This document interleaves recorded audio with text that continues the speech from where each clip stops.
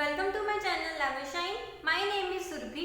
Today we are going to discuss a mains level flat and floor based puzzle with sitting arrangement.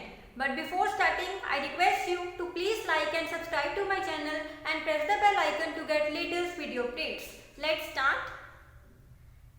12 aspirants A, B, C, D, M, N, O, P, U, V, W and X live in a building having 4 floors such that ground floor is considered as floor number 1, floor above it is considered as floor number 2 and so on up to floor number 4. So we have 4 floors from 1 to 4. Each floor has 3 flats, flat 1, flat 2 and flat 3 from west to east. Now each floor has 3 flats, fine, such that flat 1 of floor 2 is immediately above the flat 1 of floor 1 and immediately below the flat 1 of floor 3 and so for the other 2 flats. See how it will be. There are 3 floors. This is ground floor number 1, number 2, number 3 and number 4. 4 floors are there. And each floor has 3 flats, 1, 2, 3 and these are numbered from west to east. Now this is west, this is east. So this will be flat 1, flat 2 and flat 3.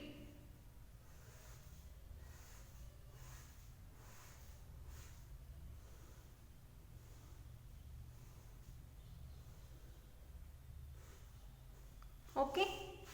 Now see, such that flat 1 of floor 2. Now this is flat 1 of floor 2. It is immediately above the flat 1 of floor 1 and immediately below the flat 1 of floor 3. Fine. Now see, aspirants live in different flats of the given floor and such that the only one aspirants live in each flat. Now there are 12 aspirants who have to live in these 12 flats. Only one aspirant lives in each flat. Alright. Now see the next one. And it is also known that all of the aspirants are also sitting in a straight line facing north. तो मतलब इसमें हमारे पास 2 arrangements हैं. First है flat and floor based arrangement and the other ones हमने aspirant को एक सिटिंग अरेंजमेंट में भी अरेंज करना है facing north direction. So it will be like this: 12 aspirants, 1, 2, 3, 4, 5, 6, 7, 8, 9, 10, 11, 12. Okay. See how to do this.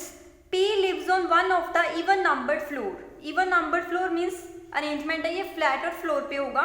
P lives on one of the even numbered floor. It means P will be on the either floor number 2 or floor number 4. Fine. There are more than 2 but less than 5 aspirants sit between B and C. More than 2 but less than 5. It means it can be either 3 or 4. Sit between B and C. Now sit between. It means they are talking about the sitting arrangement. Fine. They are talking about sitting arrangement. There are more than 2 but less than 5 aspirants sit between B and C. C who does not sit to the right of D. So जो floor and flat based condition है वो मैं यहाँ पे write down करूँगी और जो sitting arrangement की है वो अलग से लिख लेते हैं. ठीक है. बी एंड सी में या तो 3 पर्सन्स होंगे एस्पायरेंट्स या तो 4 एस्पायरेंट्स होंगे. Fine. And the next one is C who does not sit to the right of D. D के राइट में नहीं, इट मीन्स सी डी के लेफ्ट में होगा कहीं पे. Fine. Now see the next one. None of the aspirants lives to the east of B. अब B के ईस्ट में नहीं है तो किसकी लिव्स की बात हो रही है. जब लिव्स की मीन्स फ्लोर बेस्ड पे बात हो रही है. जब सिट की बात आएगी यानी कि सिटिंग अरेंजमेंट की बात हो रही है. तो इन दोनों में कंफ्यूज नहीं होना. None of the aspirant lives to the east of B. B के ईस्ट में कोई एस्पायरेंट नहीं है. इट मीन्स बी फ्लैट 3 पे रहेगा. B who lives on odd numbered floor. Odd numbered floor पे है. It means B first floor पे भी हो सकता है, थर्ड फ्लोर पे भी हो सकता है और फ्लैट नंबर 3 में होगा. So one more case draw कर लेते हैं. This is flat 1, flat 2 and flat 3. None of the aspirants live to the east of B and B lives in an odd number floor. B can be either on floor number 1 or on floor number 3. Fine. Nobody lives on the east of B. Now see, O does not sit at any extreme end of the row. So O will not sit at the end of the rows. 4 aspirants sit between P and N. 4 aspirants बैठे हैं P and N के बीच. So it can be like this: 1, 2, 3, 4, P and N. Next one, exactly 2 aspirants sit to the left of M. Sit की बात हो रही है तो M के लेफ्ट में exactly 2 aspirants हैं, 1, 2, so M will be here. इसके लेफ्ट में 2 aspirants हैं. Fine. Next one, only 1 aspirant lives between M and O having same flat numbers. Now इसका क्या मीनिंग है? lives. तो यानी कि ये फ्लोर बेस्ड बात हो रही है. lives रह रहे हैं ना, फ्लोर बेस्ड में बात हो रही है. It means okay, only 1 aspirant lives between M and O. अब M and O में एक ही aspirant रह रहा है having same flat numbers. It means it can be like this because flat numbers are same. अगर flat numbers same नहीं होते तो कोई भी फ्लैट पे हो सकता था. Fine, but it is already given that only 1 aspirant lives between M and O having same flat number. अगर फ्लैट नंबर ही सेम है, अगर M फ्लैट नंबर 1 पे रह रहा है O भी, तो एक ही लाइन में आएंगे ना, या फ्लैट 1 में आएंगे या 2 में आएंगे या फिर फ्लैट नंबर 3 में आएंगे. Alright, now see the next instruction. Aspirants sit to the right of A are 1 more than the aspirant sits to the left of A.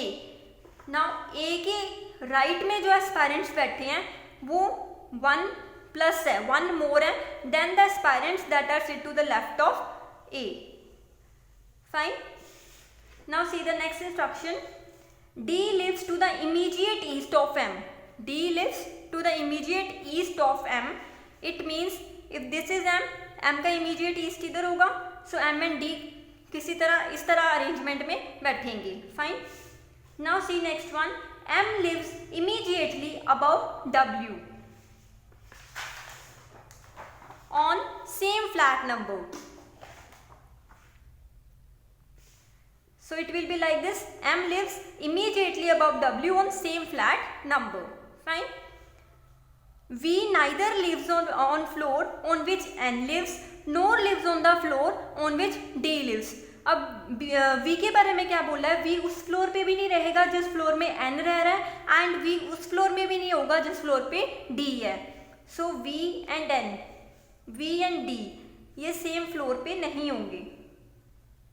यहाँ पे फ्लोर लिख लेते हैं कि फ्लोर वाला है. ठीक है. Now see the next one. C lives to the immediate west of W. तो W के immediate west पे है C. So इस तरह आएगा C and W.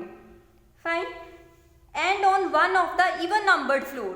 And C और W भी हैं जो वो even numbered floor पे हैं. It can be either on floor number 2 or on floor number 4. Next one. B sits to the left of M. Sits है तो यानी कि सीटिंग अरेंजमेंट की बात हो रही है. B sits to the left of M. B कहाँ पे है? M के लेफ्ट पे है. Fine. Now see the next instruction. There are 2 aspirants live between N and U having same flat numbers. Now N and U में 2 aspirants हैं, same flat number है. Fine. Exactly 2 aspirants sit between U and D. अब U and D के बीच में 2 aspirants बैठे हैं. Neither V nor W sits to the immediate neighbor of M. Now see, अगर यहाँ पे lives होता, it means फ्लोर की बात हो रही है, फ्लैट्स की बात हो रही है, उनके नेबर्स की बात हो रही है, बट यहाँ पे है sits. It means V ना तो M का नेबर है ना W M का नेबर है in this linear arrangement. Okay? Don't confuse between these two.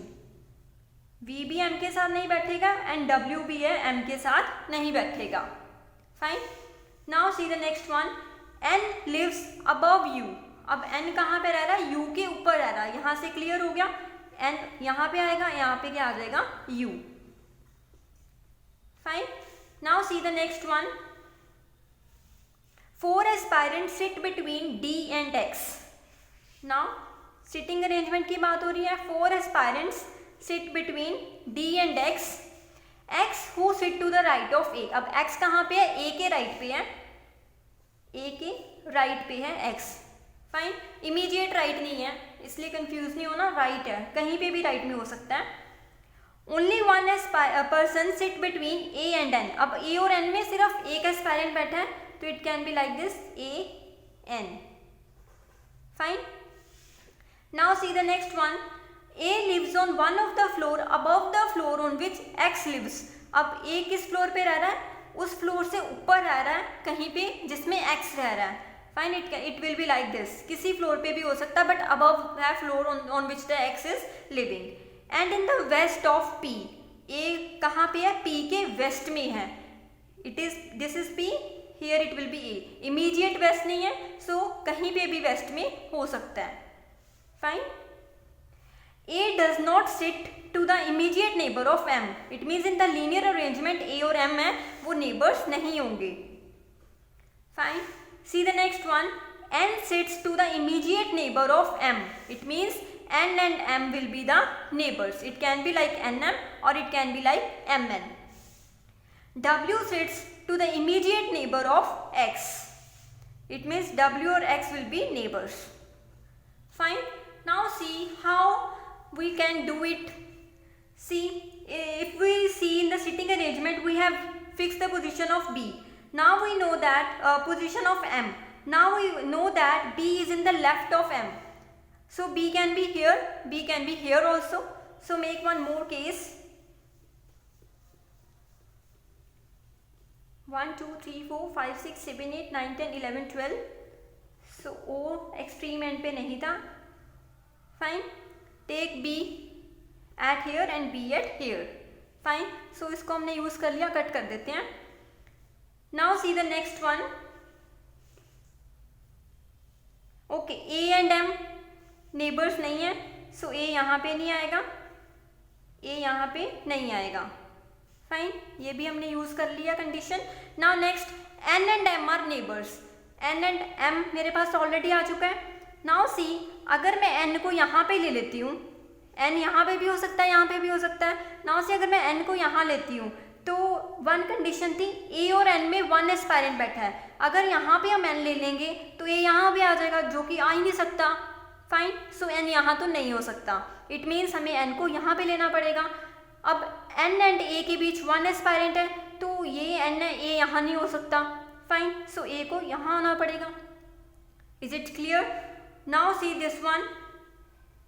M and N are neighbors, so only position left is this. N can be here. Now N and A में one aspirant बैठा, A यहाँ नहीं हो सकता, so यहाँ पे होगा. Fine. So A and N, M and these are done. Now see, हमें वन कंडीशन दी हुई थी. A के लेफ्ट में जितने एस्पायरेंट्स हैं वो वन लेस है. फाइन. जितने उसके राइट में है. नाउ सी, A के लेफ्ट में 1, 2, 3, 4, 5 एंड A के राइट में कितने हैं? 6. इस केस में 1, 2, 3, 4, 5, A के लेफ्ट में 5 है एंड A के राइट में कितने हैं? 6. तो ये भी कंडीशन हमारी फुलफिल हो रही है. Fine. Now see next. Okay, one था A के राइट पे X, तो वो तो भी कहीं पे भी हो सकता है. Next one is C and D. C sits to the left of D and yes, one condition was there. B and C में, B हमारे पास ऑलरेडी फिक्स हो चुका है. B and C में या तो 3 persons हैं या तो 4 persons हैं. If we take 3 persons, 1, 2, 3, तो C will be here. Fine, aspirant C will be here. And if we take 4 aspirants, 1, 2, 3, 4, तो वो केस तो पॉसिबल ही नहीं है, यहाँ तो ऑलरेडी A है. So इस केस में तो C यहीं पे आ जाएगा. Fine. Now see the next one. B and C में अगर हम 3 एस्पायरेंट्स लेते हैं, 1, 2, 3, पॉसिबल ही नहीं है. अगर 4 लेते हैं, 1, 2, 3, 4, yes, this case is possible, so C will come here. Fine. I hope this is clear to you. Now see the next one. Yes, अब now D and X में 4 एस्पायरेंट्स हैं. फाइन. अगर हम X को यहाँ पे लेते हैं, तो 1, 2, 3, 4, D यहाँ पे आ जाएगा. नाउ सी, D और U में कितने हैं? 2 एस्पायरेंट्स. अगर D यहाँ पे आ जाता है, 1, 2, U will come here. Fine. Now see, one more condition was given here.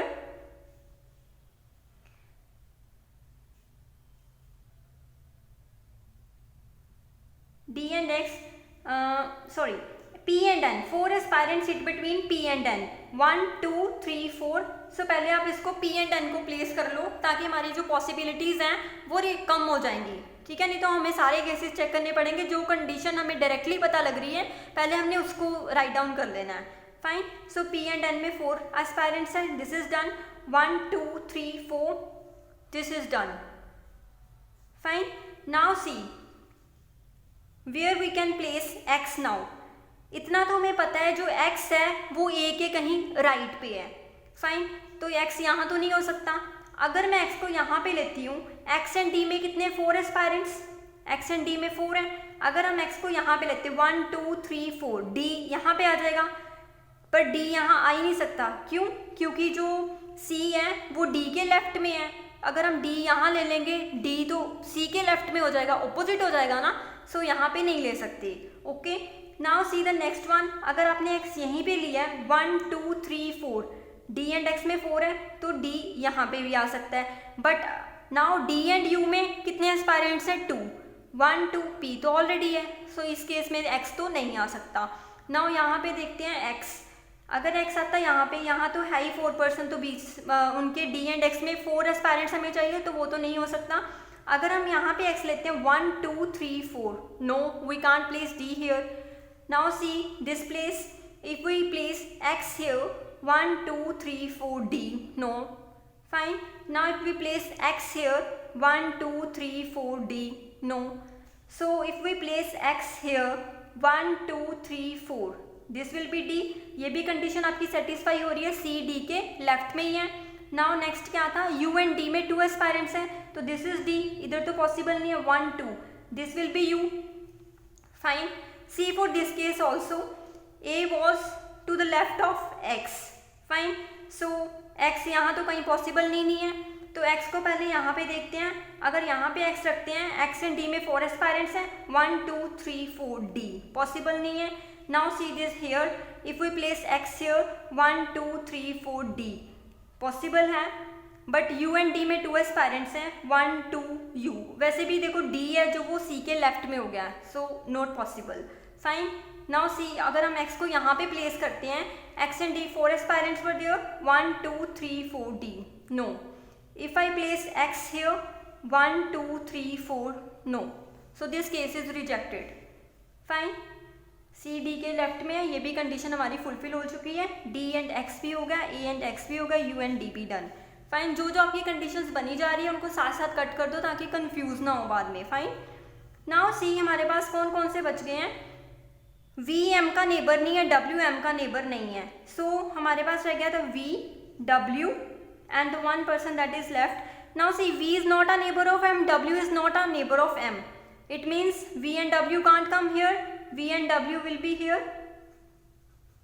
Fine, and W and X are the neighbours, W and X are the neighbors, it means this will be W and this will be V. Fine, and the left one is O. So this is the sitting arrangement. This is how these 12 aspirants will arranged in the sitting arrangement facing north direction. Fine, now how we will place these in flats and floors? These were the conditions. Now see very carefully, P है जो वो floor number even number floor पे either in 2 और इन 4। Similarly C and W even number floor पे है 2 and 4। Now अगर आप अच्छे से कंडीशंस को देखो तो आपको यहीं से पता लग जाएगा, ज़्यादा केसेस बनाने की ज़रूरत ही नहीं पड़ेगी, because it was already given that कि W के ऊपर भी कोई फ्लोर है जहाँ पे M है। It was given to you, it means W floor C and W fourth floor पे तो हो ही नहीं सकते। फाइन, सो हमने C एंड W को कहाँ रखना पड़ेगा? On the second floor. Now it can be like this because C and W, fine, it will be like this or it can be like this also. Fine, it means P will be on floor number 4. P will be somewhere on the floor number 4. Now see anything related to this? Yes. Now M is immediately above W on the same flat, so M will be here. This case will be rejected because here it is B already. Fine, so this case is rejected. Now see the next one. Yes, M and D. So D will be here. M and W is done. Yes, this is done. Now we will not live on the floor on which N lives, and we will not live on the floor on which D lives. Means we will not live in this place. Okay. Now see the next one. A is living somewhere above X. A is living, and yes, see this one, and then you have two aspirants between them. Now see, अगर मैं इनको n, ये भी हमें पता है कि n is above u, n u यहाँ पे तो नहीं हो सकते, n u यहाँ पे हो सकते हैं, yes, n and u यहाँ पे भी हो सकते हैं, yes, fine. So taking n and u here, and one more case will be there.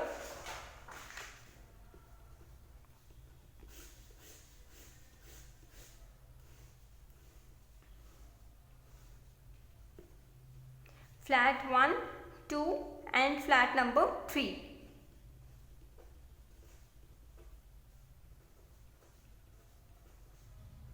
Taking n and u here. Okay. Wait a minute.